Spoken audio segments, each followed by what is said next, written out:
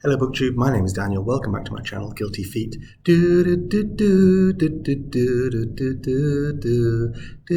I've got no rhythm.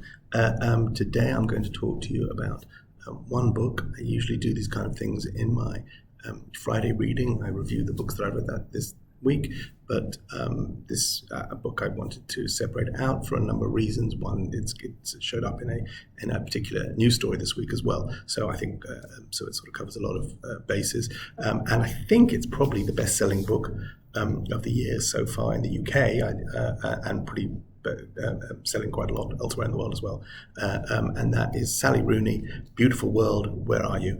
So I'm going to talk about the book. I'm going to talk about Ms. Rooney appearing in the news this week. When I talk about the book, there's going to be some spoilers, I guess. I'll try and flag them up before I launch into them, but if you don't want to know anything, I'm not going to spoil the plot, but I'm going to spoil my thoughts on the end of the book. So that's, avoid that if you want to. So I'm going to start with the pettiest observation to begin with. The book title is Beautiful World, Where Are You? I remember when this book title was announced, and this is the era that we're living in. Rooney is a successful enough novelist. She had 2 novels out previously, and then a published short story, which I think is actually a trial run for this book. I'll talk about that in a second. And she's reached that level of sort of internet fame where there was a title reveal earlier in the year, and I was fully on board at that point. I'll tell you a little bit about history with Rooney, and then I'll talk about the title. So her first book was called Conversations with Friends.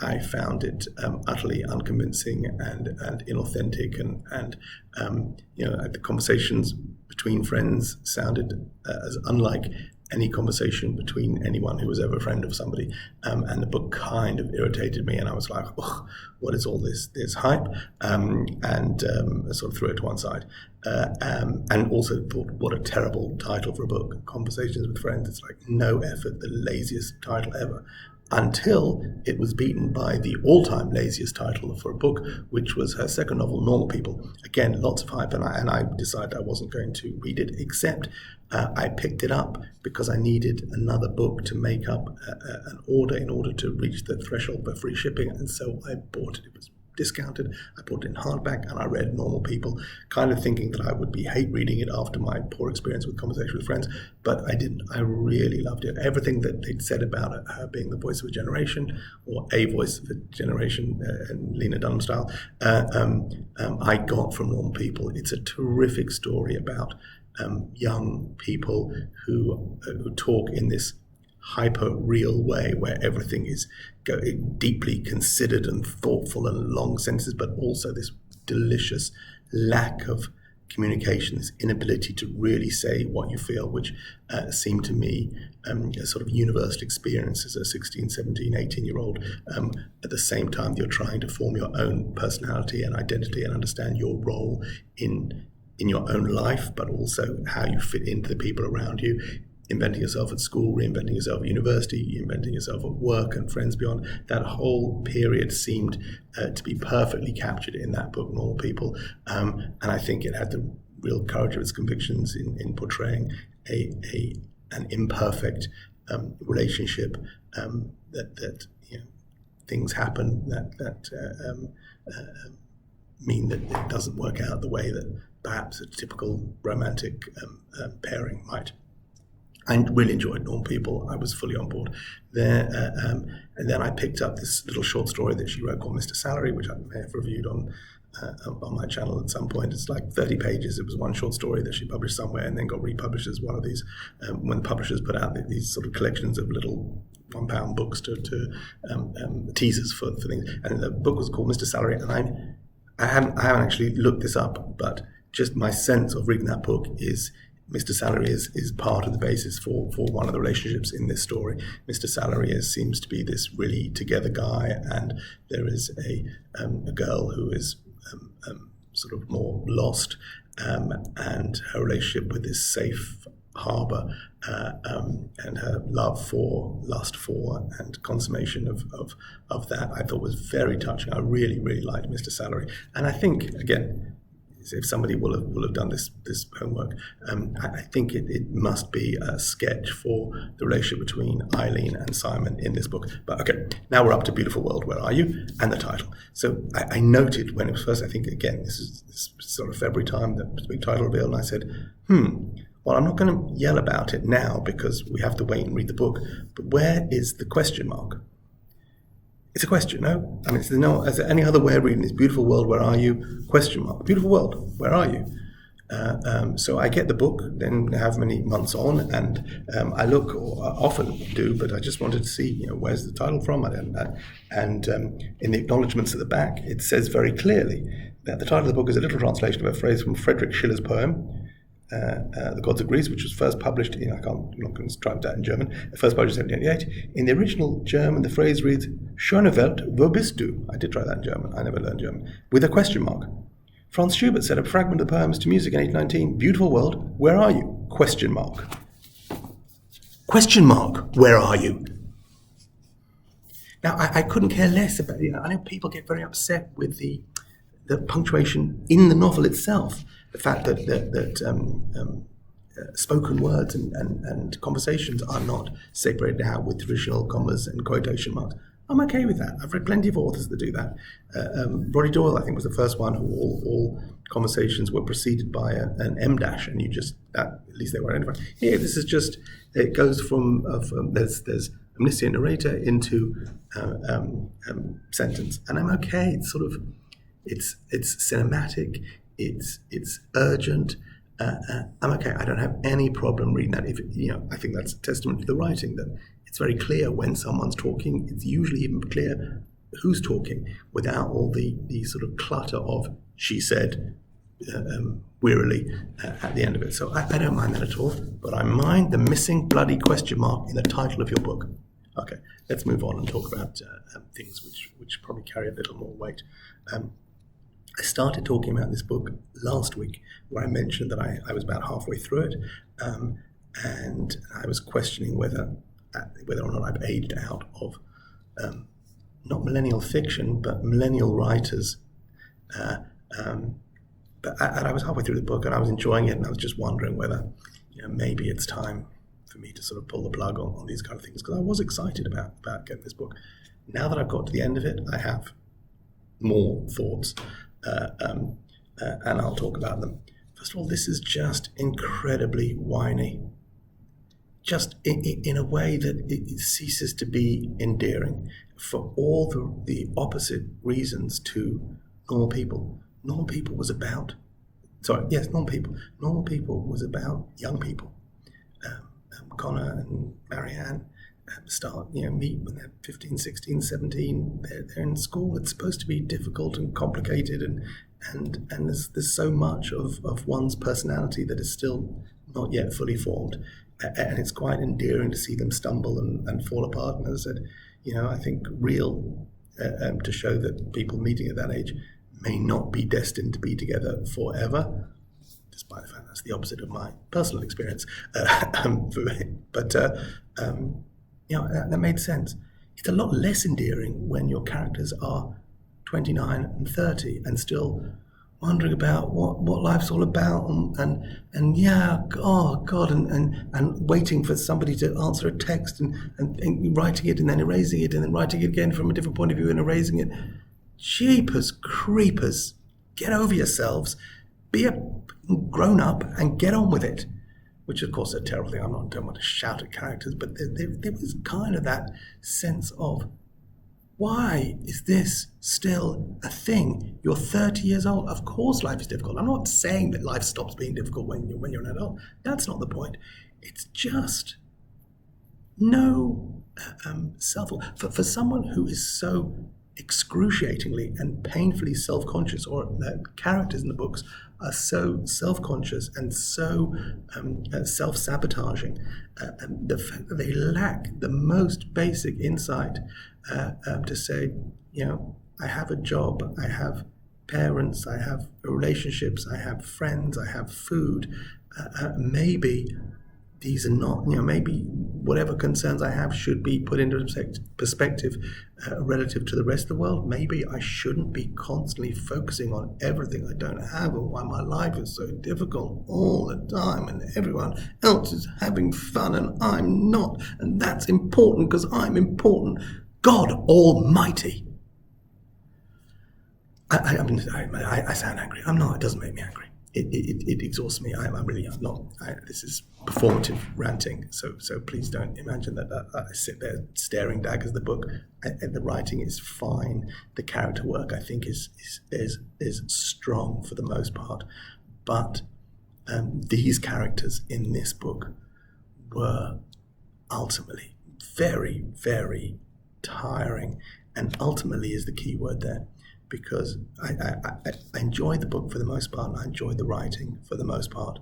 The ending of this book spoiler. This is the spoiler part. The ending of Beautiful World, where are you? I keep calling it Beautiful World, where art thou? Like that's what it sounds like it should be. Beautiful World, where art thou? With a question mark. The ending of Beautiful World, where are you? Is just and I want to say this using terms based in critical literary theory. The ending is just fucking terrible. There is a tacked on COVID coda where the last chapter is jump forward 18 months and now everyone's in lockdown, because isn't that, on top of everything else that's hard in your life, isn't that hard? Yes, not a stunningly brave insight to make. But worse than that, it's a happy ending.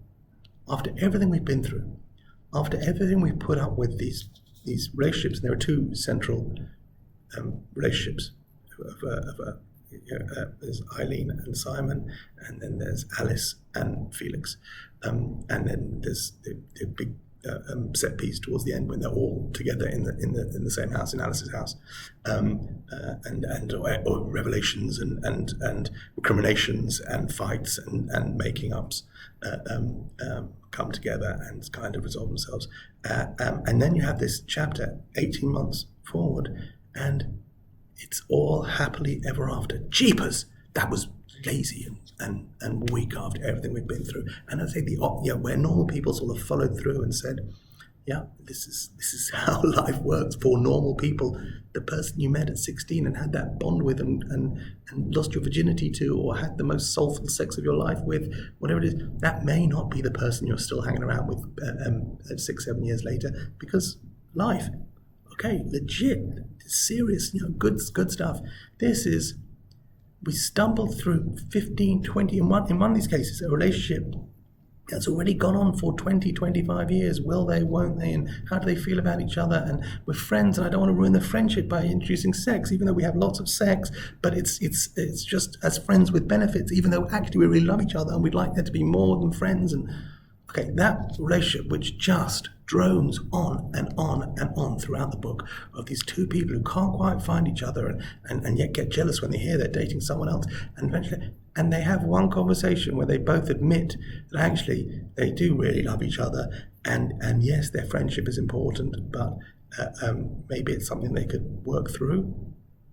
And then 18 months together, after 25 years of not being able to speak to each other, they do all they do is speak to each other, but not be able to tell the truth and be honest with each other. No, but what do you want? But I don't know what you want, and I want to do this. I'm doing this because I think it's what you want. No, but I'm doing this because I think it's what you want. God, it's so juvenile. And the juvenileness,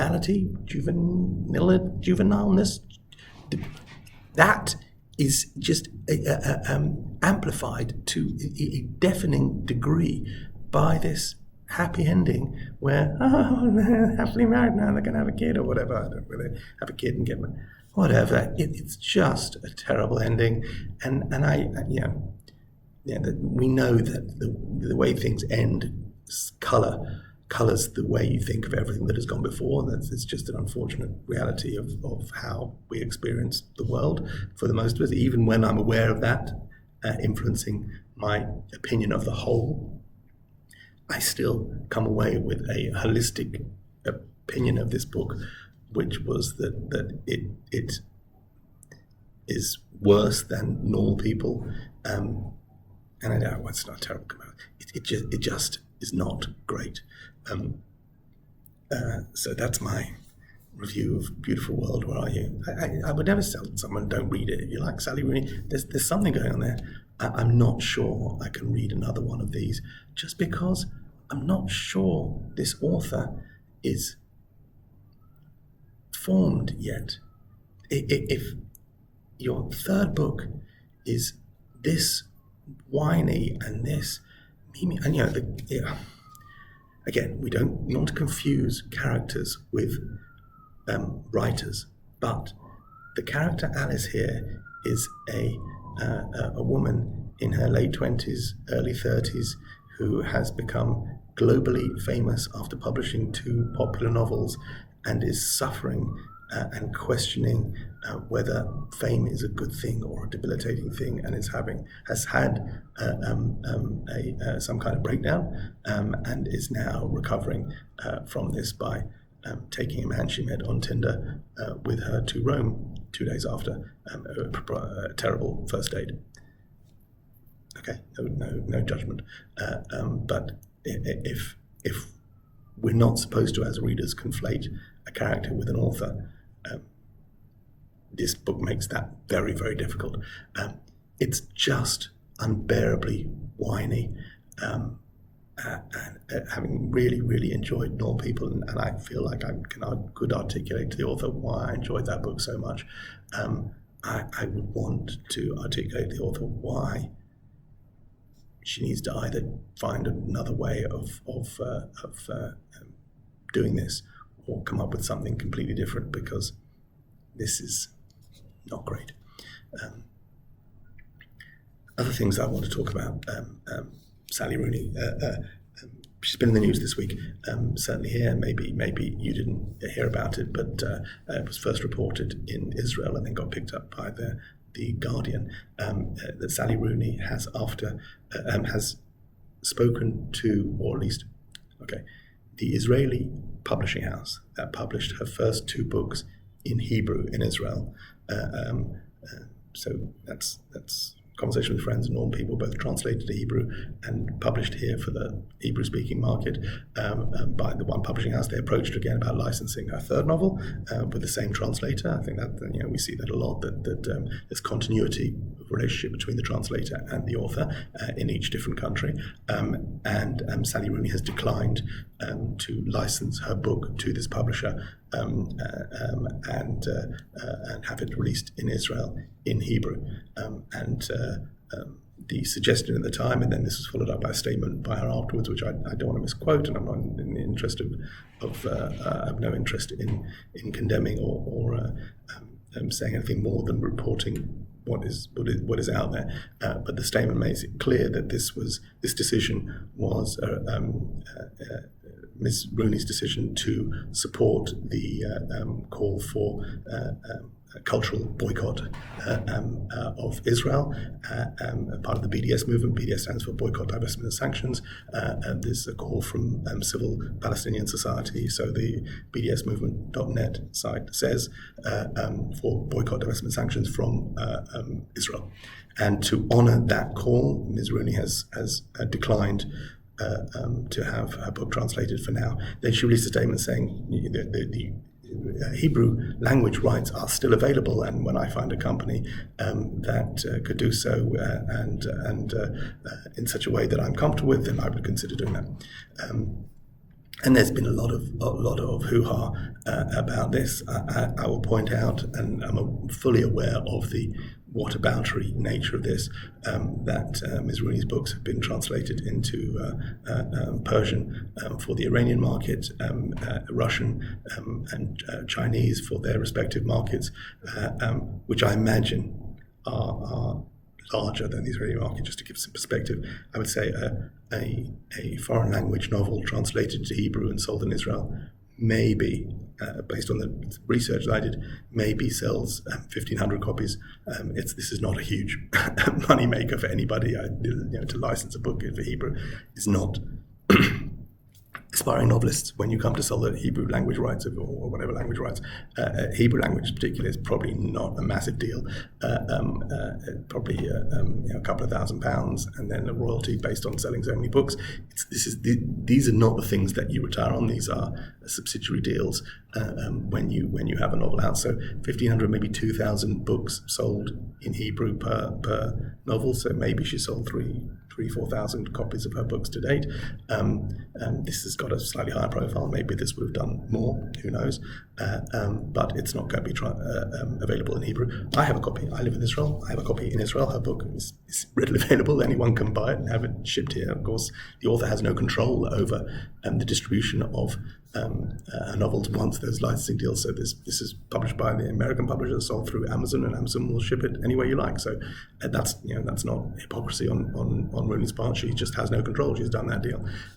I think allowing your book to be translated into languages and sold in countries where that actively criminalize homosexuality or other heinous human right violators. I think there may be some hypocrisy there, but I say, if you want to come at me in the comments, go right ahead. My point is that it's a shame. I don't think that the 1,500 or so readers of this novel in the Hebrew language are necessarily depriving them of that is going to deliver justice to anybody or a change in the status quo or make any difference. It seems like a very performative act, and that's kind of part of what the problem I have, that an author making a performative political statement I think seems naive, and perhaps in keeping with the sort of naivety and the youthful lightweightness of what this author is doing. Not a great book. The story in the news. I'm trying. I live in Israel, so this is what it is. But if you weren't aware of that story, it may be interesting to you. If you want to come after me or ask me questions or do anything, I will try and be as open, as honest as I can be about that. Happy to lend this copy to anyone in Israel who wants to borrow it, who doesn't want to buy it or can't get hold of it, can't get hold of it in Hebrew and is able to read it in English. Sally Rooney, Beautiful World, Where Are You? That's an awful lot of talking, 22 minutes of talking all about one book. I don't think I've ever done that before, and probably shouldn't have done it now. Take care, God bless, and I'll be back with my Friday reads, of which this is the first tomorrow. Ta-ra.